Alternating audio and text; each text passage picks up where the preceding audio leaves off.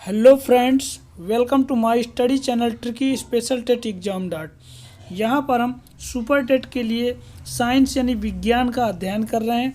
जैसा कि आप सभी जानते हैं, साइंस में सुपर टेट में 10 नंबर की पूछी जाती है। 10 नंबर में आपके जीव विज्ञान, भौतिक विज्ञान, रसायन विज्ञान यानी फिजिक्स, केमिस्ट्री, बायोलॉजी तीनों के क्वेश्चंस होते हैं, जिसमें से हम इसके पहले वाले टॉपिक पे बल का अध्ययन किया था।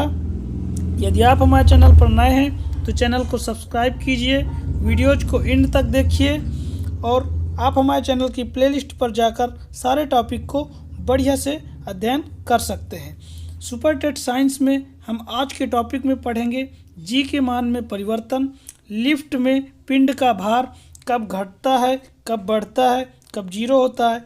इन सब से संबंधित जो भी क्वेश्चंस इंपॉर्टेंट एग्जाम में पूछे जाते हैं, उन सभी महत्वपूर्ण बिंदुओं को हम इस वीडियोज के अंतर्गत कवर करेंगे। आप हमारे चैनल पर बने रहिए, चैनल को ज़्यादा से ज़्यादा अपने फ्रेंड्स तक शेयर कीजिए और चैनल को सब्सक्राइब कीजिए। प्रेस बेल आइकन ताकि आगे आने वाली वीडियोज़ की नोटिफिकेशंस मिल सके और हम आपको इसी तरह की वीडियोज़ प्रोवाइड करा सकें। जी के मान में परिवर्तन। जी के मान को हम पढ़ने के पहले थोड़ा सा जी के विषय में जान लेते हैं। तो जी हमारा क्या होता है? जी गुरुत्वीय त्वरण को कहा जाता है। गुरुत्वीय त्वरण को जी कहते हैं, स्मॉल जी से इसे प्रदर्शित कहते हैं। स्मॉल जी हमारा गुरुत्वीय त्वरण होता है। तो यह हमारी सदिश राशि है। कैसी राशि है? सदिश राशि है। आपके एग्जाम में क्वेश्चंस पूछे जाते हैं। फिर जी की वैल्यू कितनी होती है पूछ लेता है। तो जी की वैल्यू 9.8 होती है। और इसका मात्रक क्या होता है? मात्रक होता है इसका, जी का जो मात्रक होता है वो होता है मीटर प्रति सेकंड स्क्वायर होता है। तो आप लोगों को इतनी चीज़ें ध्यान देना है। अब हम जी के मान में परिवर्तन को पढ़ने वाले हैं। पहली कंडीशन क्या है हमारी कि पृथ्वी की सतह से ऊपर या नीचे जाने पर जी का मान घटता है। यहाँ पर हमारी ये एक पृथ्वी है और ये पृथ्वी की सतह है। तो जब भी हम पृथ्वी की सतह से ऊपर या पृथ्वी की सतह में नीचे की तरफ जाएंगे तो वहाँ पर जी का मान क्या होता है? घटता है। जी का मान घटता है।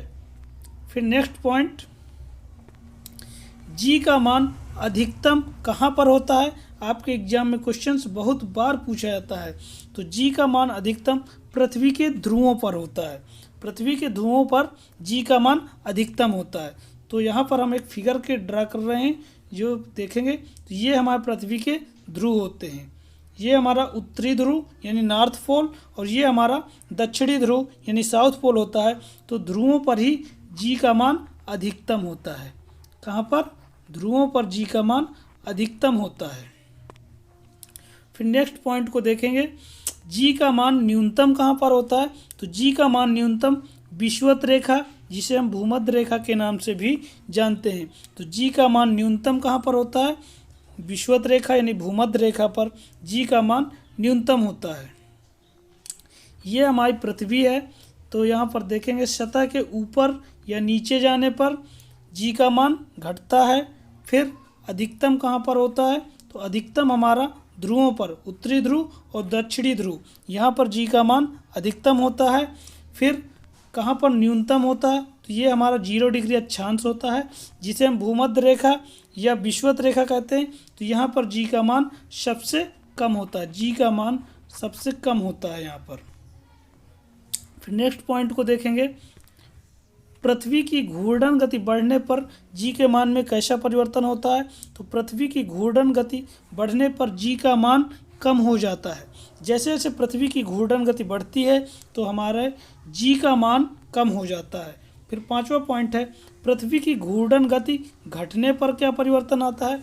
तो पृथ्वी की घूर्णन गति जैसे जैसे घटती है तो जी का मान बढ़ता जाता है। ये दोनों पॉइंट इंपॉर्टेंट है एग्जाम की दृष्टि से, आप लोग ध्यान दीजिएगा। फिर लिफ्ट की बात करें तो लिफ्ट से भी क्वेश्चन साइंस में पूछे जाते हैं। तो नंबर 1 है हमारा कि जब लिफ्ट ऊपर की ओर जाती है तो लिफ्ट में स्थित पिंड का भार कैसा प्रतीत होता है? तो जब लिफ्ट ऊपर की ओर जाती है तो लिफ्ट में स्थित पिंड का भार बढ़ा हुआ प्रतीत होता है। कैसा प्रतीत होता है? बढ़ा हुआ प्रतीत होता है। फिर सेकेंड पॉइंट पे ध्यान देंगे, जब लिफ्ट नीचे की ओर जाती है तो लिफ्ट में स्थित पिंड का भार कैसा प्रतीत होता है? तो घटा हुआ प्रतीत होता है। कई बार आपने जब लिफ्ट में देखा होगा कि जब हम ऊपर की ओर जाते हैं, जैसे ही एक खाने से दूसरे खाने में, दूसरी मंजिल में पहुंचते हैं, तो हमें कुछ भारी भारी सा महसूस होता है। तो वही हमारा यहाँ पर साइंस में क्वेश्चंस पूछे जाते हैं लिफ्ट से, कि जब लिफ्ट ऊपर की ओर यानी ऐसे जाती है तो लिफ्ट में पिंड का भार बढ़ा हुआ प्रतीत होता है, और जब लिफ्ट में हम नीचे की ओर आते हैं तो हमें पिंड का भार घटा हुआ प्रतीत होता है। जब लिफ्ट एक समान वेग से ऊपर या नीचे गति करती है तो लिफ्ट में स्थित पिंड के भार में कोई परिवर्तन नहीं होता है। इसका मतलब है लिफ्ट हमारी ऊपर जाए या फिर नीचे जाए, लेकिन वो एक समान वेग से जाएगी, तो जो उसमें पिंड होगा उसके भार में कोई परिवर्तन नहीं होता है। नेक्स्ट, यदि नीचे उतरते समय लिफ्ट की डोरी टूट जाए तो वह मुक्त पिंड की भांति नीचे गिरता है। कैसे गिरता है? मुक्त पिंड की भांति। और ऐसी स्थिति में क्या होता है? ऐसी स्थिति में लिफ्ट में पिंड का भार शून्य हो जाता है। क्यों? वहाँ पर जी हमारा शून्य वर्क करने लगता है। यदि नीचे उतरते समय लिफ्ट का त्वरण गुरुत्वीय त्वरण से अधिक हो तो लिफ्ट में स्थित पिंड उसकी फर्श से उठकर छत में टकरा जाता है। ये हमारी फिफ्थ कंडीशन थी लिफ्ट की। फिर यहाँ से एक क्वेश्चन पूछा जाता है कई बार एग्जाम में कि पृथ्वी की सतह पर पलायन वेग का मान कितना होता है?